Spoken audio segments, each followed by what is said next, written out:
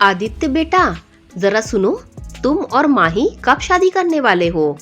मम्मा, माही से तो मेरा कब का ब्रेकअप हो गया है और अगले हफ्ते उसकी शादी है, आदित्य ने बेपरवाह स्वर में कहा और वहां से चला गया। मैं हैरत में पड़ गई। आज के बच्चे इतने बिंदास, इन्हें मोहब्बत खेल लगती है। प्यार को यूं भुला देना जैसे क्रिकेट के मैदान में छक्का लगाते वक्त बॉल गुम हो गई हो। मैं गुमसुम सी खड़ी अपने अतीत में झांकने लगी। पापा का लखनऊ से दिल्ली ट्रांसफर हो गया था। मैंने वहां एक नए स्कूल में दाखिला लिया। बीच सत्र में एडमिशन लेने के कारण मेरे लिए पूरी क्लास अपरिचित थी। शिफ्टिंग के कारण मैं काफी दिन स्कूल नहीं जा पाई, इसीलिए मेरा सिलेबस भी छूट गया था।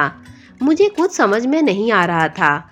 मेरी क्लास टीचर ने उसी क्लास में पढ़ने वाले आर्यन से मेरा परिचय करवाया और उसे हिदायत दी, आर्यन, तुम काव्या की पढ़ाई में मदद करना। आर्यन ने मुझे अपने नोट्स दिए, जिससे मुझे पढ़ाई में काफी मदद मिली। यह संयोग ही था कि मैं और आर्यन एक ही कॉलोनी में रहते थे। फिर हम स्कूल भी साथ साथ आने जाने लगे। एक दूसरे के घर जाकर पढ़ाई भी करते और पढ़ाई के साथ अन्य विषयों पर भी चर्चा करते थे।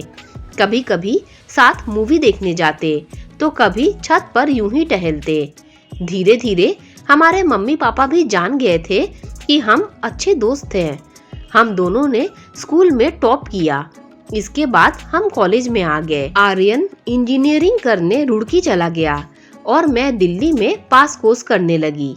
कॉलेज पूरा होते होते पापा ने मेरी शादी के लिए लड़का ढूंढना शुरू कर दिया। छुट्टियों में आर्यन के घर आने पर मैंने उसे अपनी शादी की चर्चा के बारे में बताया। वह एकाएक गंभीर हो गया।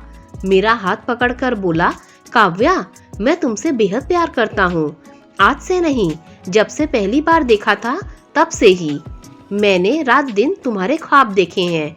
प्लीज मेरी नौकरी लगने तक इंतजार कर लो। मेरे अलावा किसी से शादी की सोचना मत। मुझे भी आर्यन पसंद था। मैंने उसे हाँ कह दिया। 2 महीने बाद पापा ने अभिनव को पसंद कर लिया। उनके मान सम्मान के आगे मैं अपनी पसंद नहीं बता पाई। एक बार माँ से जिक्र किया था, माँ, आर्यन को पसंद करती हूँ और उससे ही शादी। बात पूरी होती उससे पहले ही माँ ने एक थप्पड़ मार दिया। बड़ों के सामने यूं मुंह खोलते हुए शर्म नहीं आती? चुपचाप पापा के बताए हुए रिश्ते के बंधन में बंध जाओ, वरना अच्छा नहीं होगा। माँ की धमकी के आगे मैं मजबूर थी। मैं चुपचाप शादी करने के लिए तैयार हो गई। उस वक्त मोबाइल नहीं होते थे। मैं आर्यन को अपनी शादी के बारे में बता भी नहीं पाई। शादी के बाद मैं आगरा आ गई। करीब 2 साल बाद मेरी मुलाकात आर्यन से हुई। हम दोनों के बीच सुनने सुनाने को कुछ शेष नहीं था। आर्यन ने ही अपनी बात कही, जरूर तुम्हारी कोई मजबूरी रही होगी, वरना कोई यूं बेवफा नहीं होता। तुम्हारी शादी हो गई तो इसका मतलब यह नहीं है कि मैं तुमसे मोहब्बत करना छोड़ दूं। तुम अपनी शादी निभाओ और मुझे अपने इश्क से वफा करने दो। हम दोनों की आंखें नम हो गई। तब से लेकर आज तक आर्यन ने मेरी हर तकलीफ, हर दुख और हर खुशी में साथ दिया। मैं आर्यन जैसा सच्चा दोस्त पाकर निहाल हो गई। अभिनव और आर्यन की अच्छी बनती भी है। उसने शादी नहीं की।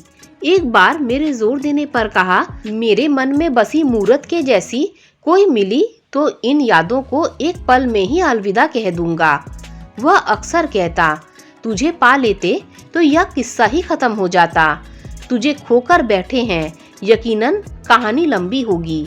दोस्तों, अगर आपको ये कहानी अच्छी लगी हो तो लाइक, शेयर, सब्सक्राइब कीजिए। Thanks for watching.